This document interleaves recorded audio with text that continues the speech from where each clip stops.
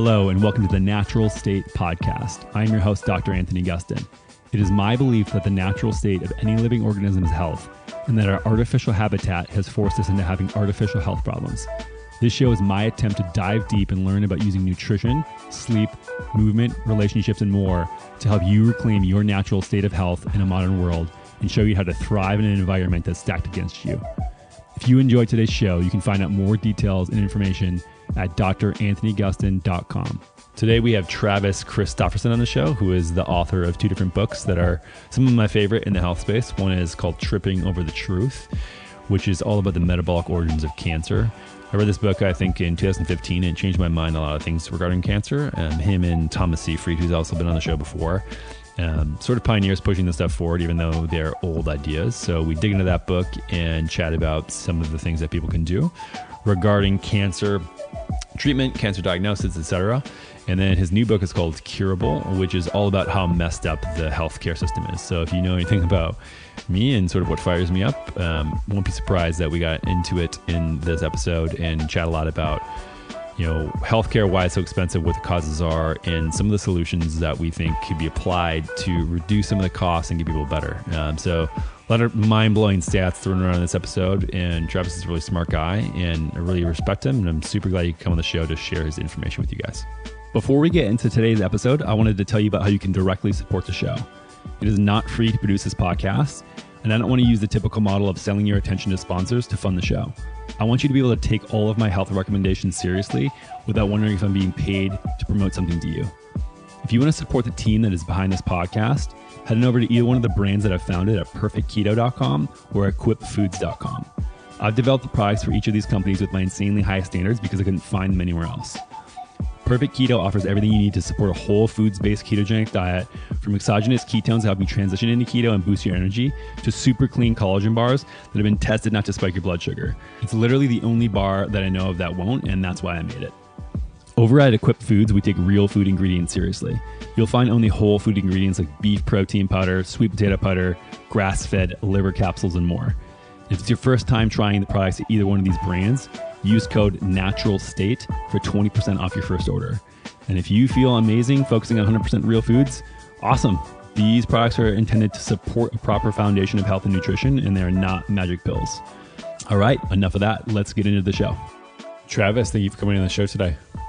Hey, thanks for having me, Anthony. Great to be here. You got it. Yeah, I've been a fan of your work since your first book, Tripping Over the Truth, talking about cancer, which I'm sure we'll get into throughout the episode. And then you just launched a book recently called Curable. And I mean, the way you can take a concept and pull it apart and talk to people about these really complicated health issues is excellent. But I was curious as far as how you got started down this health slant. I mean, it doesn't seem like your background is formally in that. Like you've trained as a journalist, or how did you get started? You know, well, my undergrad is actually, I had a degree in biology with a minor in biochemistry, and that was I just loved it. I when I got out of high school, had no clue what to do. I think I graduated the 1.6, barely graduated, and my first class in college, it was Molecular Biology 101, and it was taught by this guy that sent the first monkey into space. He was a Princeton guy, and it was just a brilliant lecture. He started off with the Big Bang and how these elements were created and supernovas, you know, were conducive to life, and prebiotic chemistry, and from that moment I was hooked. But you're right, from that path it became very circuitous, and I, you know, deviated a little bit, but I always loved writing too, and so later on in my life, I was sort of able to merge the two. I kind of rekindled my interest in science, working on a master's degree, and was able to eventually write that first book. Got it. And what exactly prompted you to dive into that topic, which is extremely complicated? And I think that your book is sort of one of the definitive texts on pulling apart the misconceptions around cancer and diagnosis there. You know, it was, they gave me some latitude when I was working on my master's, and they let me do an independent study class. And so I did it on cancer theory. And I was just kind of perusing through books to read on cancer theory. And I just stumbled on Tom Seyfried's book, Cancer is a Metabolic Disease. And I almost didn't buy it. It was absurdly expensive. I think it was $75 on Kindle. Right. And I remember kind of hovering over the button, and I finally pressed it. And over the next 2 days, I just devoured that book and was absolutely dumbfounded that there was this alternative theory of cancer with so much robust evidence. It goes back hundreds of years, really. And in contrast to what, I had learned in my undergrad and my master's, looking at cancer under the lens of the somatic mutation theory. So that really, that was a catalyst to launch me into this kind of detective style journalism to put together Tripping Over the Truth. Right. Yeah. I mean, we've had Tom on the podcast. We've sort of dove into his stuff a little bit, but just for people maybe who haven't caught that episode, give a brief overview of sort of the thesis behind the book and what you lay out there. The thesis, so Tom wrote obviously the textbook, and the textbook lays out the evidence behind looking at cancer not as a disease of somatic mutations, which is the way it's still interpreted to this day. That's called the somatic mutation theory of cancer, but rather looking at cancer as a mitochondrial metabolic disease. In other words, Tom theory says that cancer is precipitated by damage to the mitochondria, which are our little organelles in our cell that generate all of our energy using oxygen. And this damage then trips this response called a retrograde response, which sort of reconfigures the way that the expression of genes in the nucleus towards the cancer phenotype. And what happens during this process is the cell is unable to defend itself from oxidative stress. So you get these mutations that we see in cancer as what he calls an epiphenomenon, or a side effect of cancer. So that's kind of the thrust behind the theory. And my book, it's a narrative of the scientists that really did this work. And it goes back, why it was such an interesting story to me is it goes all the way back to this brilliant German biochemist named Otto Warburg, who claimed that cancer was a metabolic disease back in the mid 20s. And he was he was so well thought of in the 20s that his theory carried some weight and people listened to him. But then his DNA was discovered and it was known there was mutations in cancer cells. All eyes really turned to the genetic theory of cancer. And Otto Warburg died in 1970. And by the time he died, his theory was looked at as this kind of really a scar in his career, this oversimplistic view of cancer. And he was kind of ridiculed for it. And then, long story short, the 60s, 70s, 80s, we continue to try to map out these somatic genes that we thought were causing cancer. That led to the Cancer Genome Atlas Project, which sequenced the entire genomes of many types of tumors. I think 10,000 ultimately before it was over. They sequenced 10,000. And that led to this sort of confusion of, well, this cannot be the whole picture. There has to be something else. And so in that void, step guys like Tom Seyfried and a few others that have proposed these kind of alternative theories of what's driving cancer.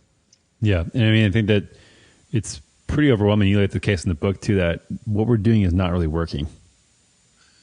Very much. Yeah. And that's, I think anyone's going to argue with that, since there was a definitive series of experiments in the 70s that locked down the somatic mutation theory. And that really drove this era of what we call targeted therapies, these search for small molecules or biologics that really hone in on what we thought were the genetic mutations driving cancer. And that's really been a bust. We have not, I just saw a good article on Scientific America that showed really, we're still dealing with the reduction in cancer we're seeing now is still an artifact of the reduction in smoking rates. And if you look at the death rates today, they're about the same as they were in the 30s. So when you add everything together, the war on cancer has been a complete debacle. Right. And so obviously, I mean, the way I think about it, at least, is this sort of two different buckets here. One of them is that, obviously rates of cancer are increasing. And then we have this paradigm of origination that, you, Tom Seyfried, Warburg have sort of positioned it as not a DNA mutation, but something of metabolic origin. And then we also have treatment of that. And so obviously one affects the other. And so, I mean, as far as your opinion on the rate of increase, is it just better detection? Is it an actual change in our metabolism from environmental factors? Or how do you think about that? Yeah, it's probably all the above. I think we've made our world more carcinogenic without a doubt. There's so many more chemicals we're exposed to. All these problems of Western civilization, obesity, type 2 diabetes, these are all correlated with increased cancer incidence. So it's probably, it's the amount of carcinogens we're exposed to, combined with the fact we're metabolically less healthy, which is correlated to increased cancer rates over time too. So yeah, all of the above. And then obviously that affects, if we have different ideas on how the origin comes to be, then the treatment's going to be very different as well. Right. Once you understand what is, not just the origin, but what's propagating the disease, you can start to target those different anomalies within the cell. And yeah, that's where we have this lag period that we lost so much time. We should have been doing this for a long time, trying to target cancer through metabolism. And I think Tom has really done the most to precipitate this kind of new look at targeting cancer through metabolism. And the most obvious thing that pops up is a low carbohydrate diet. If cancer cells truly have damaged mitochondria, then when you shift to a state of ketosis, ketones have to be burned in an intact mitochondria. And if cancer cells don't have that, then they cannot burn that fuel. And at the same time, if you restrict glucose, which is obviously their preferred fuel, you're inhibiting their growth. And so you're setting up cancer cells for other therapies to work, like traditional chemotherapies, radiation, even immunotherapies. So yeah, I mean, just the first iteration of these metabolic therapies are dietary, repurposed drugs, things like that. And, it's only going to get better from here. Yeah. And I mean, I think that we sort of have an uphill battle. Your book, Curable, sort of outlines the struggle we're going to have, having off-label drugs, things like that, or just compounds that are relatively cheap. I think you outlined in your book a case of 3-bromopyruvate being very helpful, which is something you could buy by the gallon for $1 or something like that. I mean, if some of these things that, maybe if you want to tell a story about that real quick so people have some context on that. Yeah, that's an interesting compound. So that was developed in the lab of Young Co. or Peter Peterson at Johns Hopkins. And Peter Peterson, he got his PhD under Albert Leninger, who discovered that the mitochondria were the site of oxidative phosphorylation.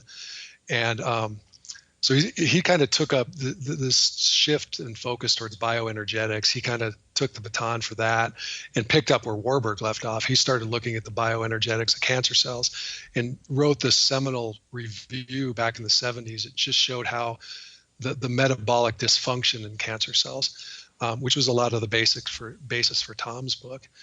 But so Young Co, she was a postdoctorate research, and she entered Peterson's lab, I think in the late 90s, and immediately took up this research looking at that as a target.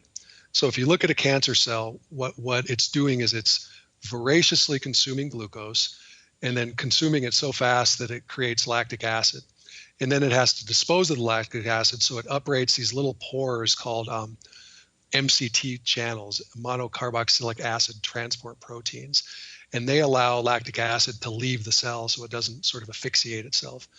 So cancer cells greatly upregulate these number of these pores. So that's a functional difference between a cancer cell and a normal cell that you can target. So Young began looking at, what molecules could we use potentially that could slip through that, that MCT pore and enter a cancer cell preferentially. And she screened them and came up with this one called 3-bromopyruvate. And pyruvate is, very closely structural to lactic acid. So it has no problem going through that channel. And then it's a very powerful alkylating agent. So it immediately just goes inside and kind of wreaks havoc and kills the cell. And, I've seen these tests that the NCI did on 3-bromopyruvate, and I don't know if there's any other chemotherapeutic agent that's more efficient at just killing cancer cells than that drug. Given that it's an MCT transporter that goes through, is this something that somebody who's a ketogenic adapted or fat adapted would have to worry about, being as those get upregulated a little bit more when you're in a ketogenic diet? No, in fact, I believe her research shows that if you fast or do a ketogenic diet before the administration, it's actually better. Right, okay. And I'm not sure if the cancer cells, upregulate more or what it is, but I'm actually not sure the mechanism, but it is better. So it's not something you'd have to worry about. That's a good question though. Okay. And so she found this, it worked way better. And then what happened? It got bound up in a legal battle, which was ongoing for a long time. So it just was stagnant. And now she finally got funding from a South Korean pharmaceutical company and I just went with her to Wisconsin, where they're doing the preclinical toxicology studies. So within a matter of months, it's going to finally enter clinical trials. Oh, wow. I didn't know that.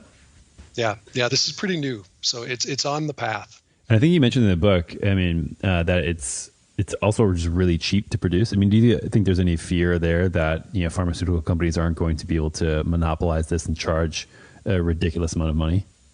Yeah, well, if Young can dictate the price, I guarantee it's not going to be outrageous. The thing about it is a cheap molecule, but it has to be formulated a certain way. By itself, the naked compound is highly toxic. Got it. And so she's formulated it in what something's called co-anti-cancer technology, which is, it's the proprietary blend that actually makes it to where it's functional. Got it. And so how much do you think, as far as shifting to some of these other things like, dichloroacetate or oxaloacetate, in conjunction with ketogenic diet, hyperbaric oxygen, fasting, like you said, I mean, there's an entire industry set up for treating cancer right now that has a lot of cash flowing in and out of it. Do you think it's possible to have the standard of care shift when so many people have their hands in the pot here? Yeah, that's ground zero for what's wrong with American medicine right there. Is there's no incentives, right, to develop these very cheap things sitting right in front of us, like oxaloacetate, hyperbaric oxygen, the things you named, ketogenic diets. There's just the traditional way is you get a patent, and then pharmaceutical companies usher these things through the series of trials to win FDA approval. And that's north of $1 billion process. So there's these huge amount of firewalls and gatekeeping within oncology to where standard of care changes over time. So it's an incredibly slow moving beast that selects for only things that can be patented. And it leaves behind all these other things like ketogenic diets, the drugs we have in front of us now that are generic, like metformin, dichloroacetate. And there's just no good mechanism to get these to where the burden of proof is enough to where, oncologists around the world will say, okay, yeah, let's add that in. So that's the problem. And it's incumbent on right now, on nonprofits and just kind of altruistic minded researchers to do those trials. You make a really good point about incentives, and I think that it really messes a lot of things up in healthcare. I mean, do you think that government should get involved here? I mean, I think that a government of a nation who has crazy amount of healthcare spending like we do. I mean, how much of our GDP is on healthcare spending? Like 20% or something ridiculous? Yeah, it's 20%. That's correct. I mean, wouldn't we want that to, as a government, wouldn't you want that to be lowered? And I can't think of anything better for government to do than that kind of thing, because everybody benefits. Right. If you prove that, say, metformin can prevent cancer in certain cases, or metformin combined with just any combination with oxaloacetate and a ketogenic diets could say increase median survival by 40% in some type of cancer. I mean, who benefits from that is the entire populace, and it doesn't increase that 20% GDP. In fact, over time, it should be able to lower that enormous amount we spend on healthcare. So yeah, I can't. It's kind of befuddling that government doesn't step in, and then maybe it's the fact that the pharmaceutical company has so much money to lobby Congress. Things like that. Who knows? Right. I mean, so as far as oxaloacetate, I mean, are you guys doing? You have an organization called Care Oncology where you're doing a lot of this stuff in the foundation that are starting to do some studies here. Are you using that or any of these other modalities as adjuncts with traditional care, or how are you setting that up?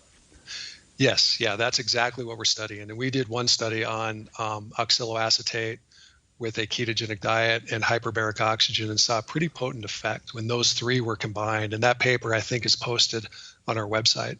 What's the mechanism of oxaloacetate?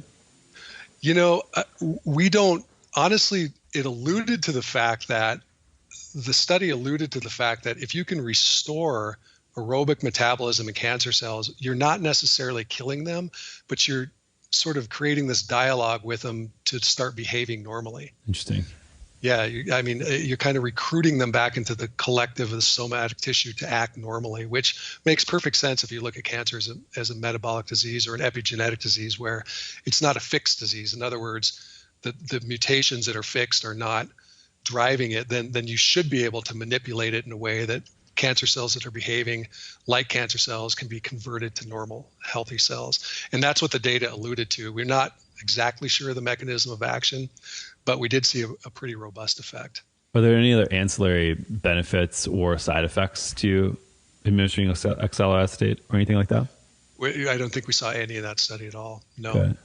No. It's just interesting how some of these things are coming out, ketogenic diet, hyperbaric oxygen, exercise, fasting, all of these are showing positive results and also have these ancillary benefits. The side effects are positive, where what we have as far as standard of care right now, obviously, yes, cancer cells get killed off in typical radiation therapy or other sort of immunologics, but it also is the side effects are negative for every other cell.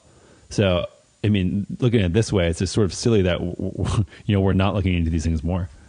Right. And Tom says that all the time. It's like in the future, the goal is to come out healthier than when you came in. So if you could do this theoretically the right way, somebody with cancer would come out cured and much healthier than when they're diagnosed. And you're right, that's not even remotely the case today. It's really telling that, the chemotherapies we use today are still based on the theoretical underpinnings of the original chemos, which were war gases that were developed, during World War II. And they're just these indiscriminate poisons that go in and lock up DNA of fast dividing cells. They do it to normal cells. You have these horrific side effects. We've gotten better at managing those and attenuating them, but it's still the same, the same process. Radiation was developed, I think, 120 years ago, and it's one of the most caustic, indiscriminate treatments there is. And there's so many ancillary side effects to radiation that it would be nice. You're right. It would be nice to at least think there's a path to get past those in the near future. And then as far as, this is a very complicated topic, but as far as types of cancer, now that we, can categorize them, are there any that these adjuncts do not work well for, that you wouldn't want to purpose them? We're learning that slowly. And, we get, based on if you look at Tom's theory, it should theoretically work with every type of cancer. But, that's easy to say, but we don't have that data. There is some data that for certain leukemias, the ketogenic diet may not be a good idea. I think there was some data by Siddharth Mukherjee that even accelerated the disease. Breast cancer, we don't know. There's conflicting stuff there. It seems very potent for brain cancers. That we do have that data, but these things will all be worked out over time. There's different mechanisms of action to the ketogenic diet. We're not sure if just shifting away from glucose to ketones as a fuel, that may be one mechanism of action. Now we know that beta hydroxybutyrate acts as an epigenetic signaling molecule. It inhibits the acetylation of histones, which changes the expression of genes. So that could be a very potent mechanism of action. Changes the quantity of NAD in the cell, and NAD is used by serotonins, which affect a range of biological processes. All these nutrient sensing pathways like mTOR and AMPK are tripped. So there's all these global effects, and working out which mechanism of action from the ketogenic diet are working best with cancer. That's just going to take time. Right. And this is just for cancer. We have a lot of these other associated benefits for all these other conditions as well. And that's why I just sort of laugh when people tell me that a ketogenic diet is a fad diet. Like it's just some other name like South Beach or whatever. This is a different metabolic state that is having so many downstream positive effects that can be helpful in so many different cases. For everything. Yeah. And I don't know if you know, but Richard Veach died a couple of weeks ago, and he was one of the founding scientists on ketosis. And he's been doing his work at the NIH for basically his whole life on the ketogenic diet. And it was his contention that, most of the maladies that we face in Western civilization, from neurodegeneration to diabetes, to aging in general, these could all be somewhat attenuated by ketogenic diets or well thought out sort of exogenous ketones. He was always convinced nobody could do a ketogenic diet. And I don't know if that, that just grew up in a different era. I don't think he slowly, I think, came around to the idea that it wasn't that unpalatable and people could actually do it. But yeah, it's amazing that we're just now really uncovering there's this antiquated form of metabolism that we forgot about. And it's extraordinarily potent therapeutically. It can do so many things that, who knows? I mean, it could theoretically chip away at that 20% GDP we have in healthcare. Like Virta Health is doing a remarkable job just doing the ketogenic diet for type 2 diabetes. But we could, go past that. What if we could start to prove preventative data for Alzheimer's and all these other things that afflict, virtually everybody? Yeah, I would love to see a Virta style company that addresses cancer with a similar model of getting people on that and walking them through in this lifestyle shifting way. I think it would be huge. Yeah. I mean, the ability for them to be able to collect data and present that, and the prelim stuff that they're coming out with in the last, year or two has been incredible. And nobody else has been able to show that. I mean, this is the thing about creating a business the way they have to do it. I mean, it's obviously a brilliant model. But yeah, if someone wants to take on that challenge of building the Virta for cancer, please do. Yeah. Please do. Yeah. Take it on. I mean, you look at the modern healthcare system is like this. It's like IBM. It's this old antiquated tech company that everybody is passing by. They just have not changed their model. And so you get these really nimble kind of innovative companies like Virta that are doing remarkable things. They're being, it's a value-based payment system. If it doesn't work, then they don't get paid.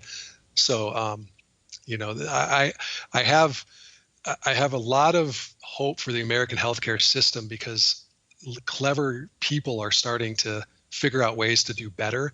And it'd kind of be sad, if you switch to a single payer tomorrow, in other words, nationalized healthcare, you could chop off probably 15% of the waste. But then you might lose these pockets of brilliant innovation like Virta Health and Intermountain Healthcare because you just sort of homogenize it into one system. So I'm conflicted on what is the best way forward. I just don't know. Yeah, I mean, is diving into this stuff regarding Tripping Over the Truth that came out 2014? Yeah. And going into that, were you just like, what the hell is going on with our healthcare system? Is that what brought you to Curable, or sort of what was the bridge there to dive deeper? Curable, I got involved with a company called Care Oncology, which is started in the UK. And what they do is they offer 4 repurposed drugs. So I mean, repurposed, they're generic drugs that are indicated for other diseases. So one of them we use is metformin, which is indicated for type 2 diabetes. And we offer those looking at the existing data that the scientists and the doctors at Care in the UK thought there's plenty of existing evidence to rationally start treating patients with this 4-drug combination now. And it's what's called off-label use. So we're using these drugs for cancer, which is a different indication. And then collect the data, kind of like Virta Health, collect the data as we go along and see, what the impact is. And I love the model because it captures the price of the generic drugs. So all in, those 4 drugs cost about $60 per month for a cancer patient. It's less than they're probably spending on supplements. It's metformin and what? The 4 we use are metformin, doxycycline. We use a lipophilic statin, and we use mebendazole, which is an old anti-helminth drug. We published a paper on glioblastoma about 6 months ago that showed we had a 100-patient cohort. When you add these 2 standard of care, we saw about a doubling in median overall survival. Wow. So it's pretty, it's significant for drugs that are that cheap. But as I tried to develop this company in the U.S., I ran into so much. I shouldn't say I ran into so much. There was just a few times where I was confronted by the system in a way that was just shocking. And that's what prompted me to kind of look at the whole medical system in Curable and do kind of a deep dive into what its flaws are. Well, I mean, what are some of the things that you faced that were challenging? Well, what I faced, I tried to, I thought it'd be wonderful if I could get my hometown, Rapid City, South Dakota, to sort of buy into the local regional hospital to send patients to us and, develop kind of a working relationship with them. So I presented the care model, all the data, what we were doing to, a group of oncologists in there. And one of the oncologists just flew off the handle and accused us of taking advantage of sick people. Did you show him the data that you had from?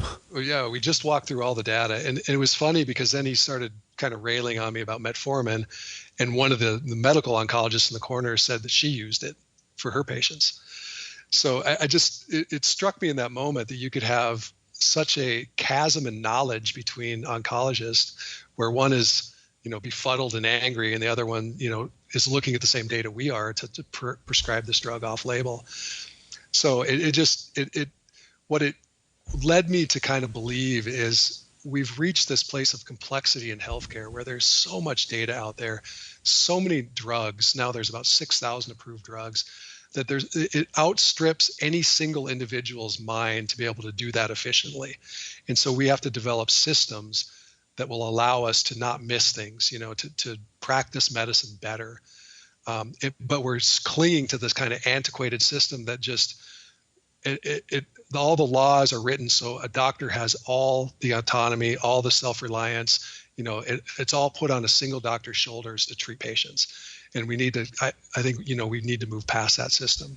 Yeah. I mean, so Curable is this book, if people haven't checked it out yet, just basically about how you break down how crazy the healthcare industry is, especially in the United States. And I think one of the big points you made, sort of the same thing that going back to the guy you said, stood up and was freaking out, an oncologist, is that the amount of psychology that is involved with healthcare, especially on an individual doctor level, is just insane. From there's so much of just human psychology that goes into manipulating our healthcare system instead of just looking at the data.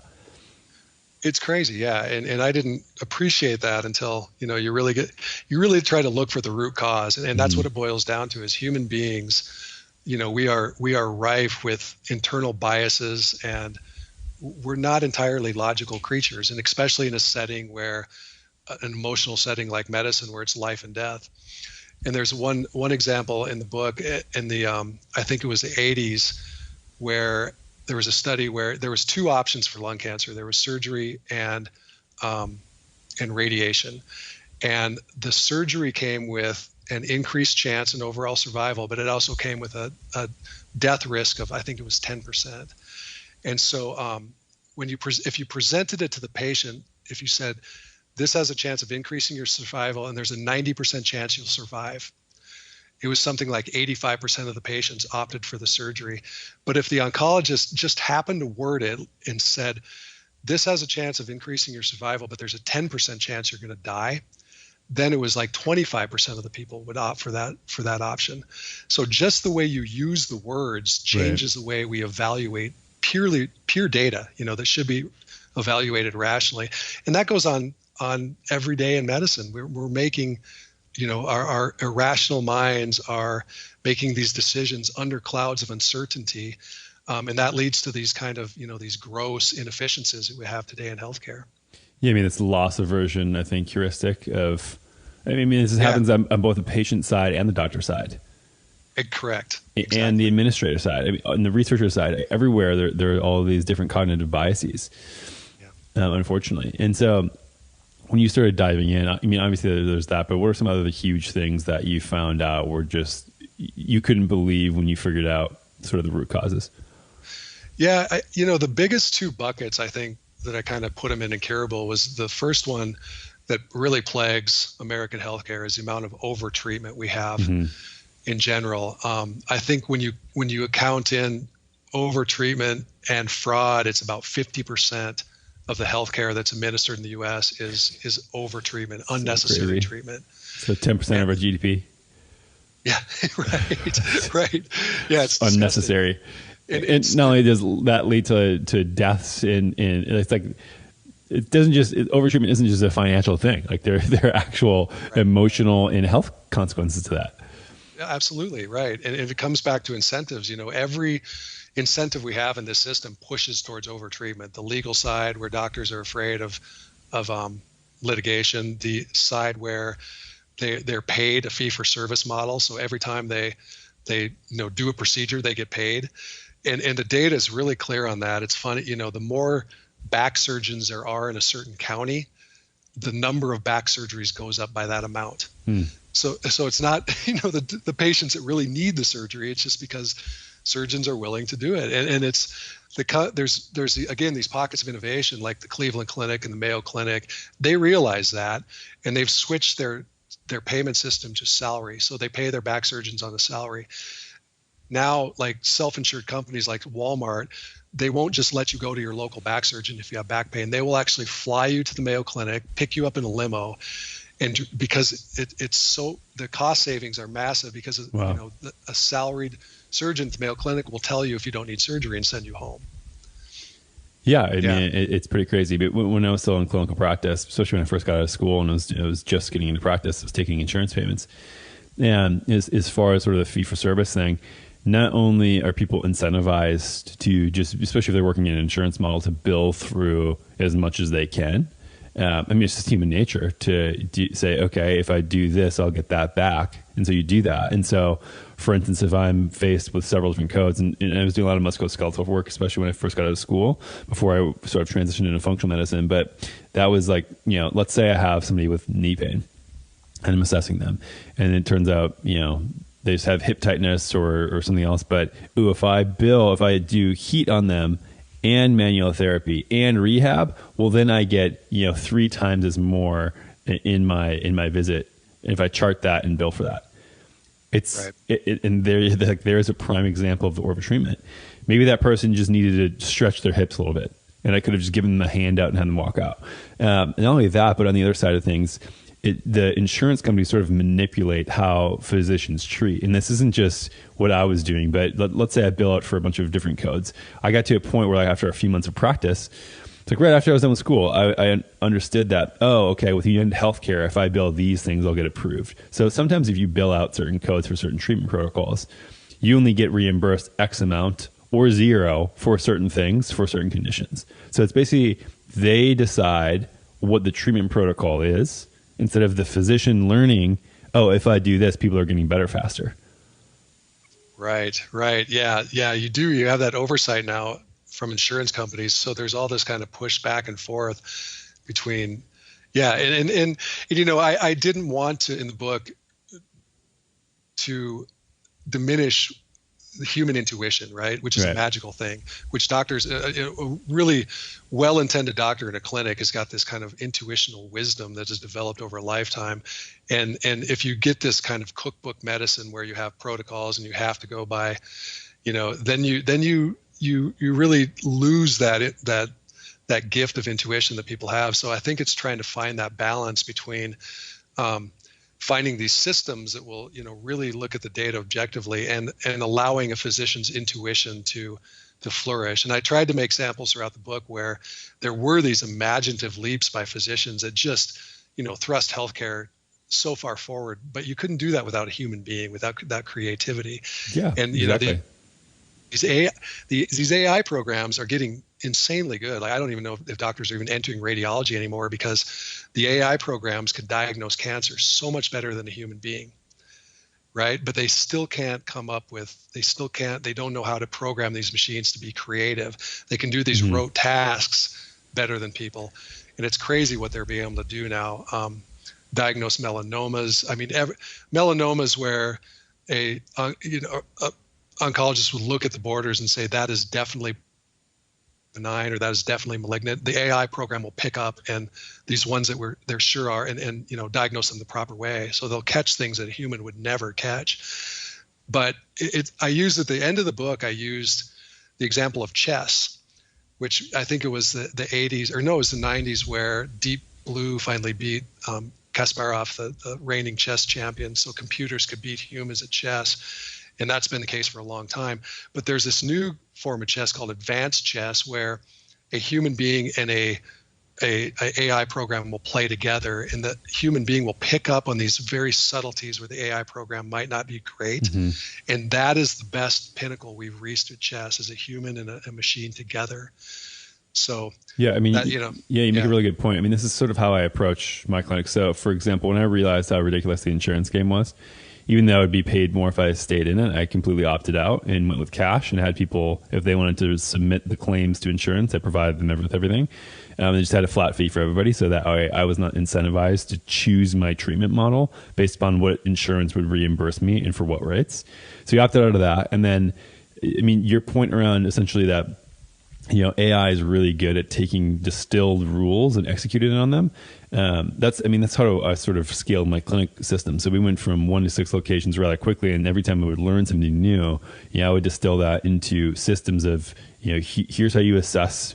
Again, like if it's knee pain, if somebody comes with knee pain, here's how you do assessment. Here's what, treatment protocols look like. And, we made a really robust system of treatment, but you need some creativity. You need to experiment to increase the boundaries and sort of work at the edges to advance that forward. And this is what you're talking about. I think that was like, if we want AI to read these things, great, but to figure out something new and be creative takes humans, I believe. And maybe that won't be the case in 100 years, 300 years. But as far as the technology we have now, I mean, you sort of need to get dirty. You need to experiment. You need to be creative. And it's not like we were dealing with any sort of life or death things. But I mean, this is something that I think because we sort of live in this age, which is actually fascinating me. In your book, you said that I think it was 1947 was when the RCT, the randomized controlled trial, was first made. Yeah. I thought it was I was like, man, it should have been hundreds of years ago. Right. Yeah. It was shocking to me digging in that history, how long it took medicine to really become a science. Right. And I think that's reflective of a lot of things. I mean, we had no idea vitalism, this idea that biology didn't even conform to the laws of chemistry and physics, went on for a long time. And so, why would someone try to measure something if it was operating under these laws that we couldn't even interpret? So yeah, medicine in particular was held up for a long, long time. Yeah, the first truly randomized controlled clinical trial was not until I think you're right. I think it was the late 40s. It's sort of ironic now too that this is sort of the gold standard, and if we don't have that, now nothing matters. Right. The pendulum swung too far. Right. I couldn't agree more. And now we have all this kind of stuff, this non-standard data like that we looked at with Care Oncology that, that it's just dismissed, but it's not as robust as a randomized controlled trial, but it's not relevant. And you can, there's so much of that data out there that it's not, no one person could comb through it all. And that's why I think we could be doing so much better with our patients if we really collaborated more and tried to, form committees that looked at all this non-standard data and came up with protocols that were acceptable for, most hospitals and people to implement those. And then you can just capture data over time. It's called real world data. Mm-hmm. But, if someone's living, if they're beating a disease, it doesn't matter if it's a randomized controlled trial. It just matters if it shows up in the data. Yeah, we can get the data later on, but I mean, just like you said, it's sort of, I mean, a lot of these things are really hard to test, and I understand the flaw of epidemiology and not being able to do that, but there has to be different ways to do it, and relying only on RCTs is not going to get us very far, especially because how long they take, how expensive they are. I mean, we're in an age right now where we can learn so fast, and the feedback loop of data is so quick, yet we're using this method of science that takes years as far as designing an experiment, getting funding, actually executing it, analyzing it, then publishing it, then getting peer reviewed. It's just, it's antiquated. It's terrible. And you have to do these trials with like 1,000 people because some of the effects of these drugs are so minuscule, you won't even detect it if it's not that large of a trial. And you look at the biggest, life-saving things that people have done throughout medicine, throughout history. And one of them is just, for example, just this thrown together clinical trial. I think it was in the 1700s, if I'm right, on a British Navy ship to see what the cause of scurvy or the treatment for scurvy was. Scurvy was killing hundreds of thousands of people back then. It was one of the leading causes of death. And James Lind, he just said, well, let's try, I think it was some kind of sulfuric acid derivative, some malted water, a few other things, and then citrus fruit. And he tried this on 12 of his crew members with scurvy, And the guys that were given the citrus, were well within a couple of days, and they were up helping. And so he published that it was the cure for scurvy, and it was a trial with 12 people. It wasn't randomized, and look what the amount of suffering that attenuated, right? This one leap of kind of imagination and trial and error on this boat.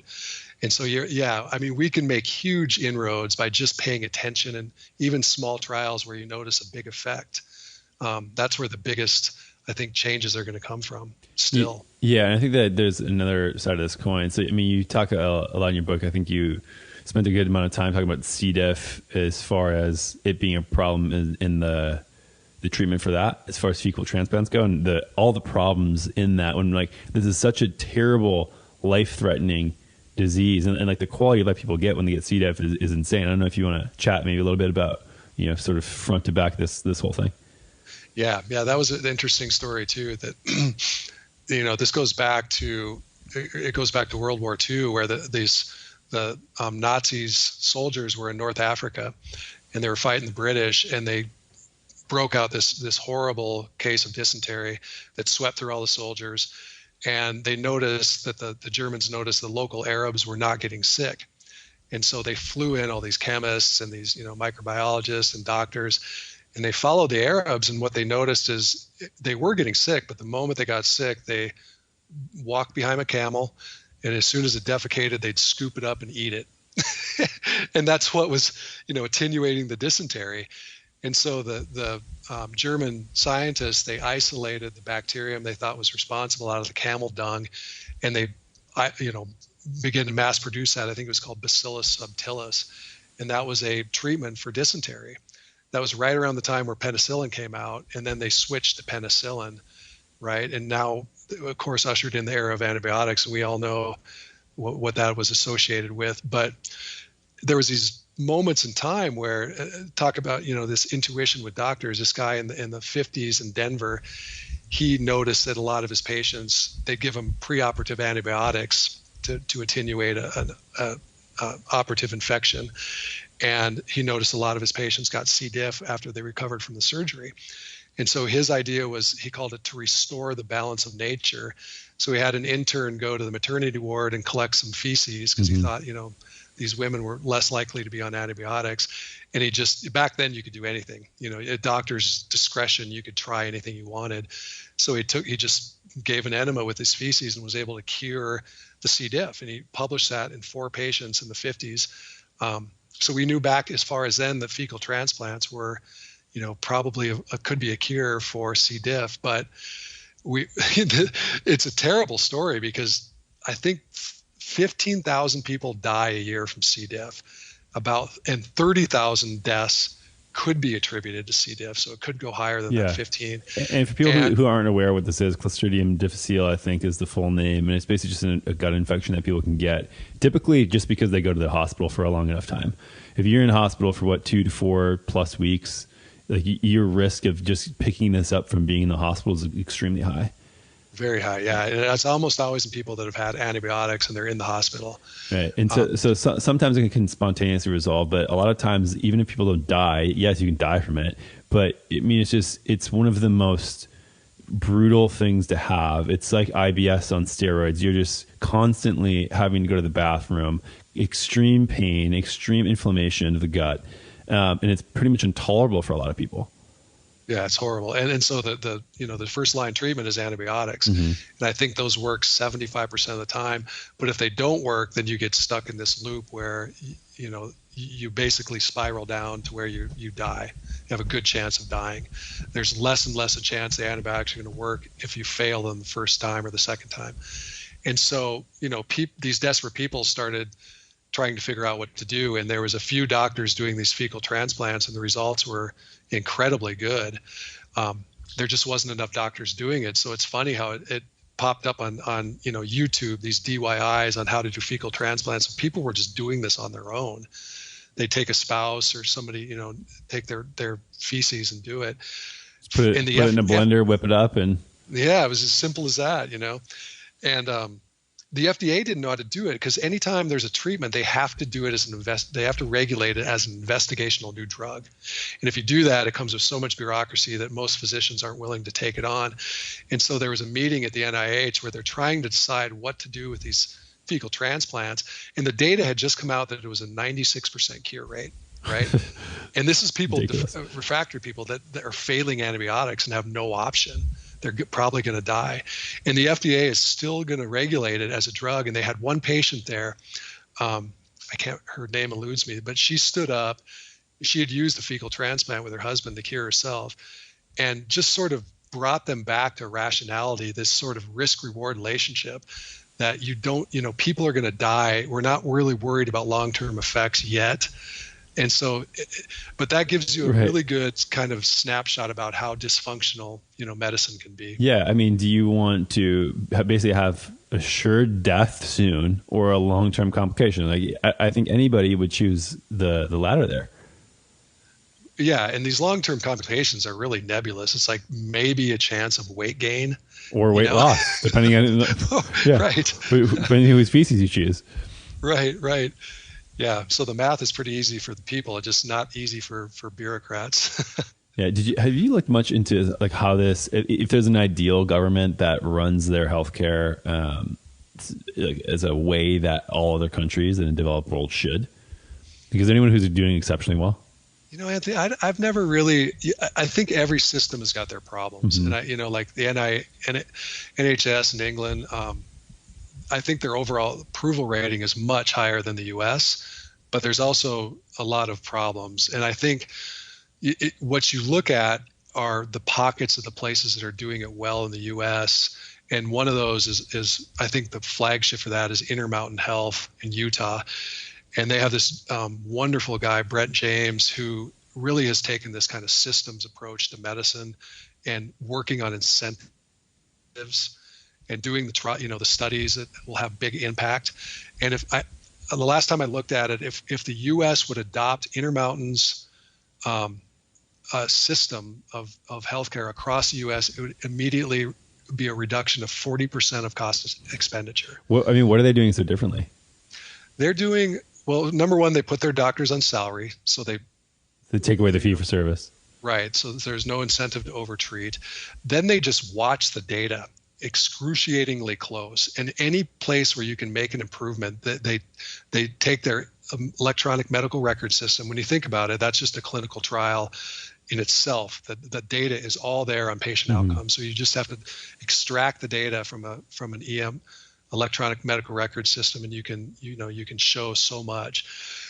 For example, they showed that nobody knew when the optimal time to give antibiotics before surgery is, to determine the best infection rate. So doctors around the U.S., if you looked at the data, were giving it, hours before surgery, during surgery, or hours or days after surgery.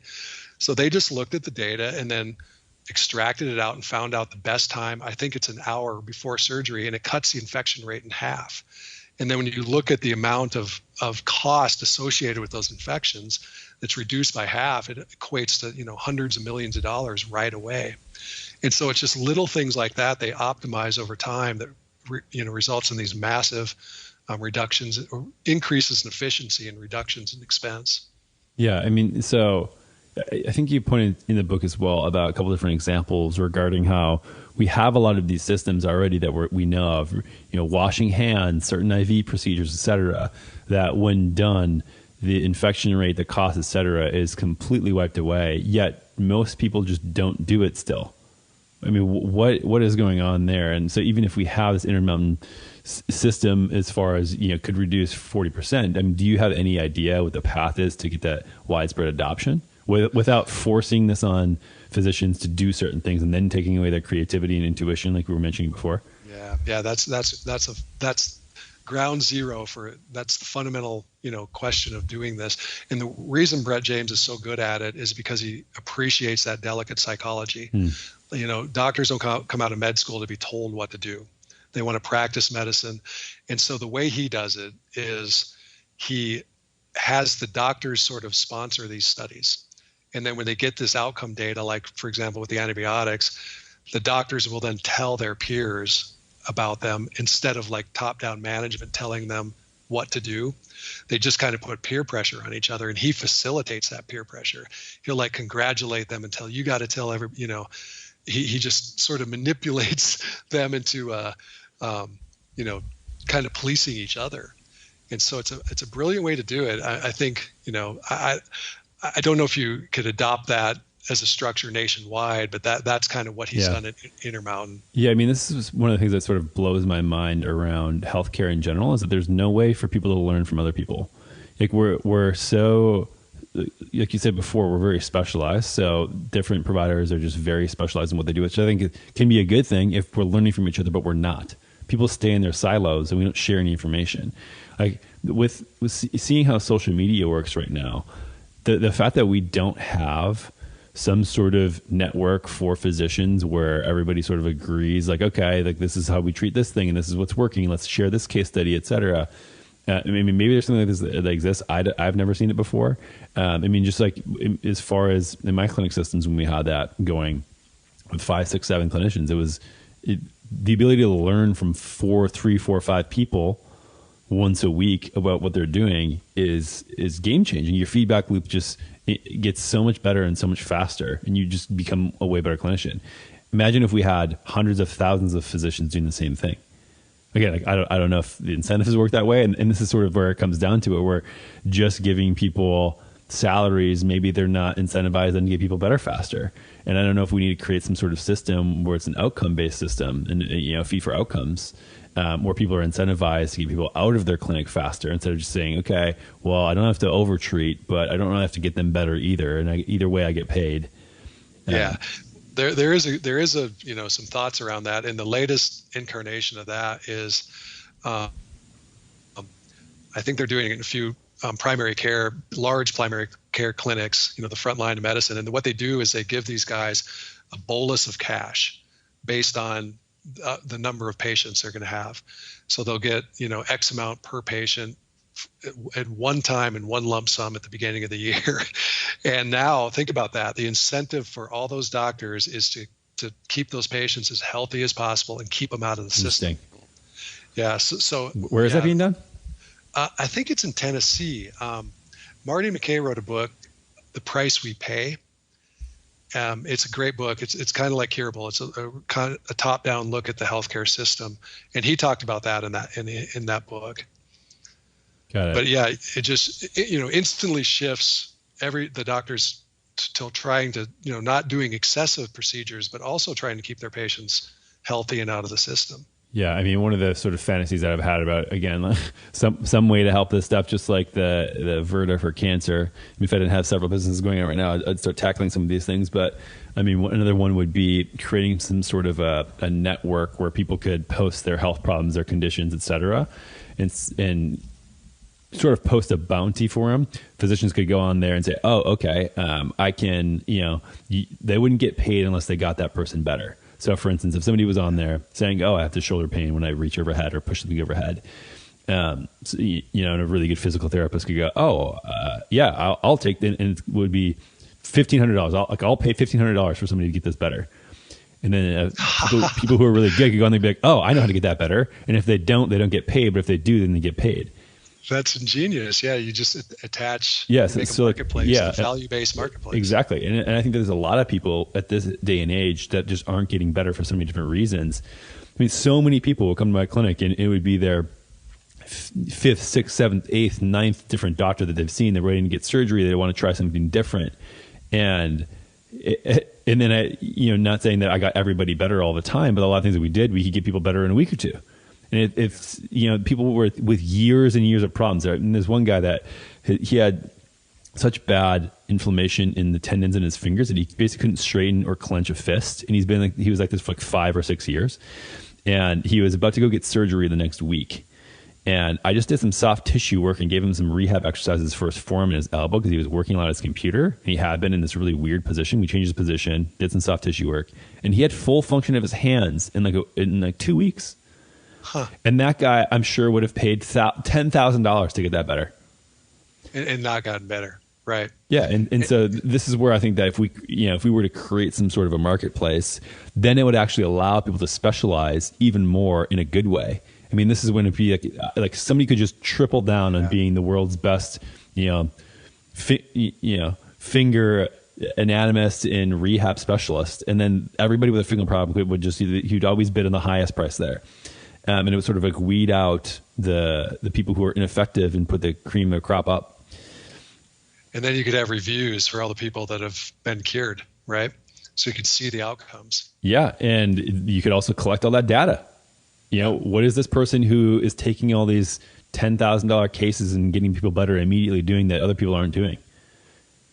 That's a great idea. Yeah. You think about these clever ways to incentivize people, to do it and tease out these really, innovative methods of healing that don't catch on. I mean, if the fecal transplant was known for 50 years that it could do that, be a cure, but it didn't catch on, think how many other things. One thing that really interests me right now is this notion that a carnivore diet can treat autoimmunity. Mm-hmm. It's pretty bold and profound. What are your thoughts on the carnivore diet here? I'm so intrigued by it that I don't know. I mean,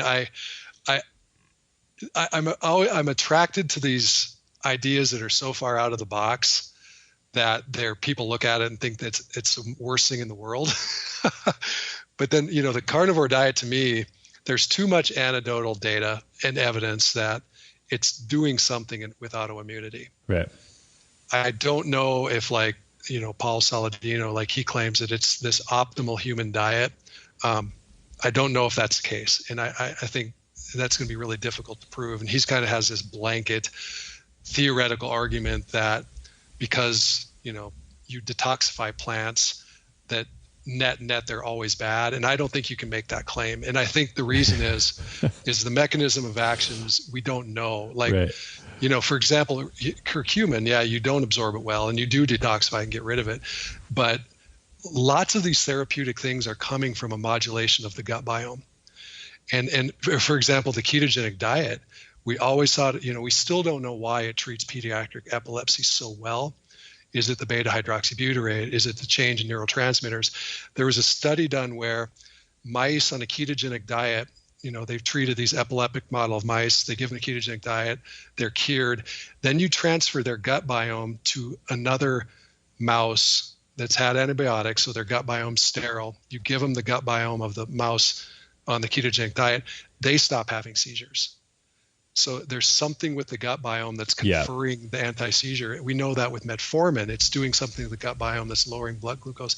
So to categorically say they're bad because they're detoxified ignores the fact that they may be beneficial with the gut biome. Totally. Yeah. Paul's a good friend of mine, and we were actually just hanging out last weekend, chatting him through a lot of this stuff and very heated debates. And I'm sort of with it as far as it obviously being a clear tool. My opinion is that in general, carnivore is, it's essentially just a gut reset protocol. And this is not very different. So when I started doing, moving from doing more musculoskeletal work to doing more functional medicine stuff and treating gut issues, I mean, the biggest thing that we put people on is basically very, very low, if not completely eradicated fiber diet. So you take out all things that people have to digest, give their gut a break to reset.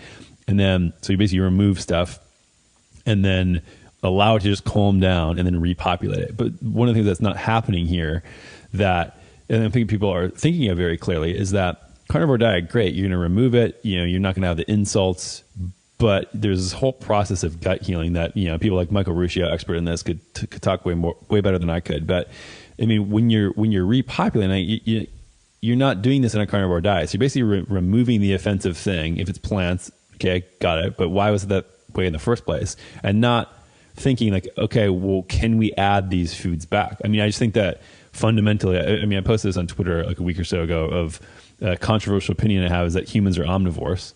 Like we should be able to eat plants and not have a crazy autoimmune response.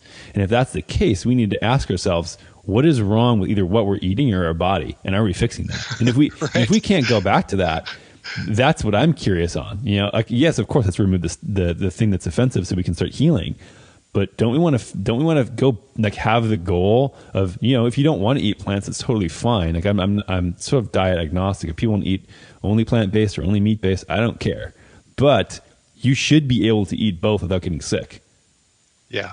And I think, what you're doing there kind of brings me to this notion of seasonality. Maybe like this concept of a gut reset, maybe we were designed to do that, and it was kind of forced upon us every year, during the winter time when your only option was, say, a mammoth and there was no really plants to eat. So maybe you just inadvertently got that kind of reset every year, and then you were able to tolerate the plants. It looks to me like, it's a building process to where you're constantly inundating yourself with probably too much fiber, and then you get to where you have a leaky gut, and then you get into trouble with autoimmunity. Yeah. So maybe we're designed just to have those during a certain season. Yeah, I mean, like you were saying too, like we just have so many environmental toxins and problems that we're dealing with on a day-to-day basis now too, that we're doing that, and then the vegetables that we are eating are so far from what we used to eat, and the variety is so narrow. And so now we're eating mass-produced stuff that is not at all close to what we used to be eating, whereas animals are very close to what we've been eating for the last several million years.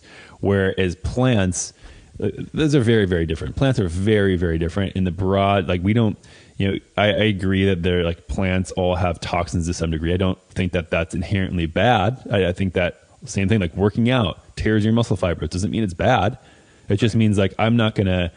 It's the same thing of thinking about plants in a way like we eat, maybe a regular human who eats some plants now, which is like average American probably eats very few, but let's say they eat like carrot, celery, broccoli, and peas or something like that. Like they have like 4 vegetables they eat. You're even having like kale smoothies every single day. That's like saying, oh, working out's good, so I'm going to run 50 miles a day. And there's some freaks who do that and get away with it. Or like I'm going to do heavy squats every single day.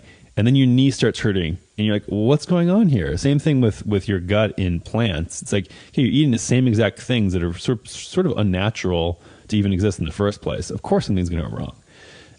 And so, I mean, how I sort of approach plants is just, like you said, eating local and seasonal. I think that, too, people can probably think towards, it depends on where your genetics are from, but in general, I think that eating local and seasonal for your genes, less from where you live, probably makes the most amount of sense. And I think it's tough for a lot of people just because the homogenization of the human population is sort of getting to a point where it's hard to sort of approximate. But in general, like, I'm European of descent, right? That's very different from African descent, where it could probably make sense to eat a lot more fiber.